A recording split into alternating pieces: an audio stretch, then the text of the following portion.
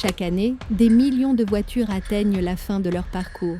Mais la fin ne signifie pas destruction, elle signifie renaissance. Ces véhicules ne disparaissent pas simplement, ils deviennent la source d'une nouvelle vie pour l'acier, l'aluminium et les technologies de demain. À travers le monde, plus de 40 millions de tonnes de métal provenant de voitures usagées sont recyclées chaque année, renaissant sous la forme de ponts, de gratte-ciel et de nouvelles automobiles.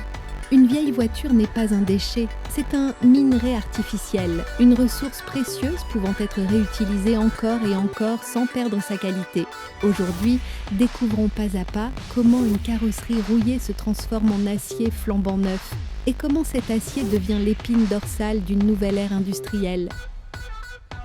Lorsqu'un véhicule est officiellement mis hors service, son voyage ne se termine pas dans une casse. Il commence dans un centre de recyclage. Ici, tout démarre avec précision. Chaque voiture est photographiée, reçoit un code d'identification unique et est enregistrée dans un système numérique qui consigne chaque détail, du modèle et de l'année au kilométrage et à l'état du moteur. Ces données permettent de déterminer quelles pièces peuvent être récupérées et lesquelles iront à la fusion. Les centres modernes de recyclage automobile ne sont pas des dépotoirs chaotiques, ce sont des pôles industriels hautement organisés, avec des processus rationalisés et un contrôle de qualité strict. Avant le démontage, les ingénieurs retirent tout ce qui pourrait présenter un risque. Carburant, huile moteur, liquide de frein, liquide de refroidissement et batterie. Les batteries au plomb traditionnelles sont recyclées à près de 100%, le plomb et le plastique sont réutilisés et l'acide est neutralisé. Les véhicules électriques nécessitent un processus spécial. Les batteries lithium-ion sont scellées et envoyées dans des installations spécialisées pour un recyclage sécurisé. Tout ce qui pourrait s'enflammer ou polluer l'environnement est retiré en premier. Même le carburant récupéré est réutilisé, souvent pour alimenter les générateurs et machines de l'usine. Ici, le principe fondamental du recyclage industriel est clair, rien ne quitte la ligne sans utilité. L'étape suivante est le démontage. La voiture est soulevée sur une plateforme et les spécialistes commencent par les éléments extérieurs, portes, capot, roues, vitres et sièges. Les roues et pneus sont retirés en premier. Les jantes en acier ou en aluminium partent à la refonte, tandis que les pneus usagés sont broyés en granulés de caoutchouc utilisés pour les routes et terrains de sport. Le verre est découpé à l'aide de machines de précision.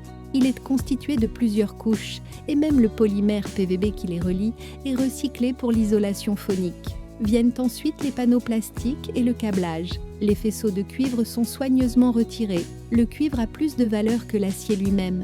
À l'intérieur de l'habitacle, chaque matériau est séparé. Tissus, mousse et plastique sont broyés pour redevenir de nouvelles matières premières pour l'industrie. Une fois la carrosserie presque nue, l'attention se tourne vers ses éléments les plus lourds, le moteur et la boîte de vitesse. Certains sont remis à neuf et revendus comme pièces reconditionnées. Les autres sont démontés pièce par pièce, carter en aluminium, engrenage en acier, fil de cuivre. Tout est trié selon le type de métal. Même les catalyseurs sont soigneusement traités. Ils contiennent des éléments précieux comme le platine, le palladium et le rhodium, extraits par raffinage chimique.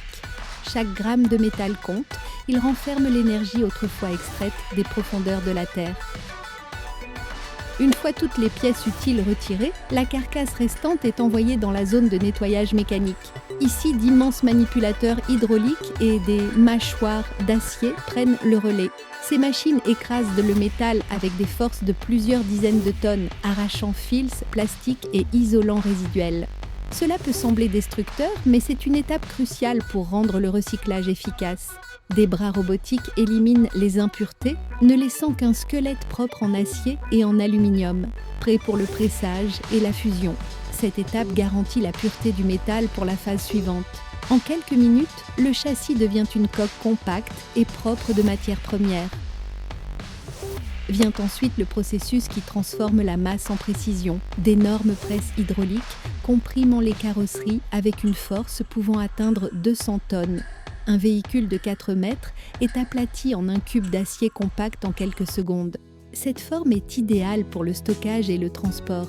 Les blocs métalliques denses résistent à la rouille et économisent de l'espace. Il existe plusieurs types de presses dans les usines de recyclage.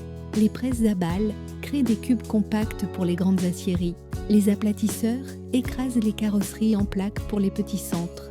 Les cisailleuses compacteuses coupent et compriment simultanément, préparant le métal à la fusion. Chaque méthode poursuit un même objectif: transformer un tas de ferraille en matière première normalisée. C'est ainsi que les voitures du passé deviennent les matériaux de construction du futur. Après la compression, les blocs métalliques passent dans d'immenses broyeurs industriels, le cœur battant de tout site de recyclage. À l'intérieur, des tambours d'acier rotatifs garnis de dents massives déchirent les blocs en fragments plus petits. Cela ne dure que quelques secondes, mais la cadence est impressionnante, jusqu'à 150 tonnes de métal par heure. Des fragments d'acier de la taille d'une main tombent sur des convoyeurs, où commence le tri automatique. De puissants aimants extraient l'acier au carbone, tandis que des séparateurs à courant de Foucault récupèrent l'aluminium et le cuivre. Les plastiques, caoutchoucs et textiles sont éliminés. Le résultat, des flux de métal propres et séparés, prêts à renaître dans les fours des aciéries. Après le tri, commence la partie la plus spectaculaire du processus: la fusion des métaux. Les fragments d'acier sont versés dans d'immenses fours à arc électrique où la température atteint 1600 degrés Celsius. À l'intérieur, des arcs électriques brûlent avec la puissance de dizaines de mégawatts, faisant fondre le métal en quelques minutes. Chaque four peut contenir jusqu'à 200 tonnes d'acier, transformant des montagnes de vieilles voitures en un lac incandescent de métal fondu. Pour éliminer les impuretés, on ajoute du calcaire et des fondants.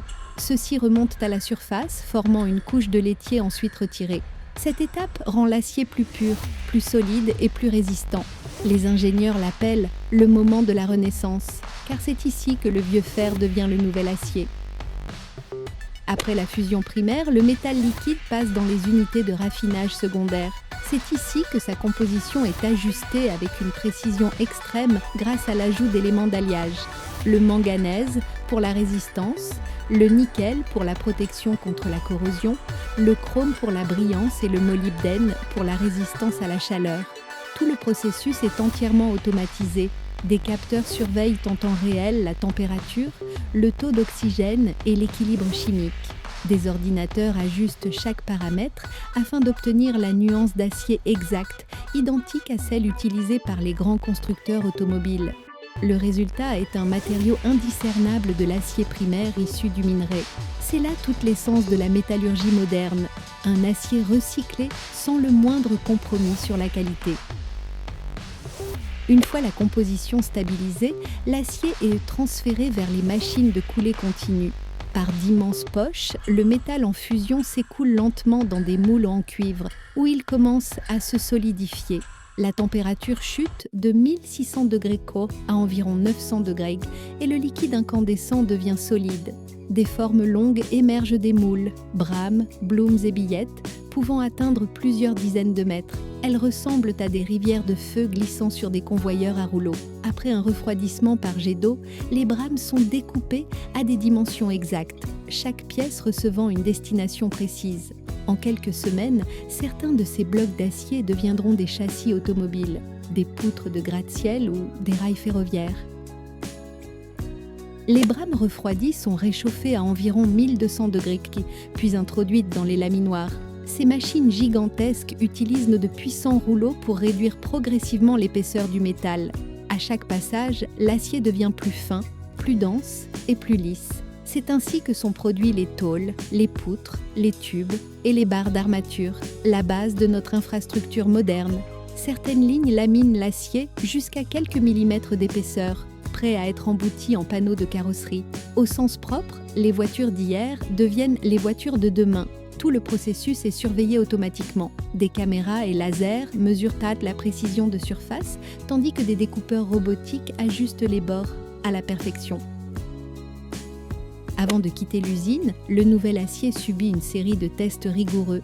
Dans des laboratoires sur site, les ingénieurs vérifient la résistance à la traction, la ductilité, la pureté et la composition chimique.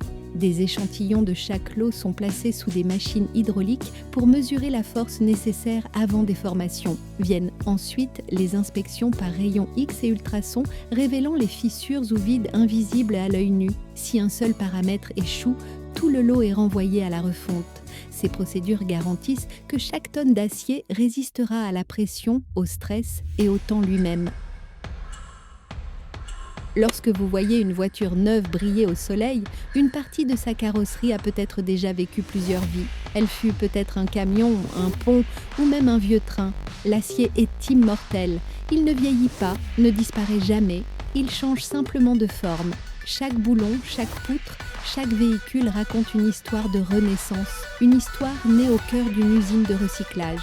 Ainsi, des millions de véhicules trouvent une nouvelle vie, tandis que l'humanité gagne une nouvelle chance de bâtir un avenir durable.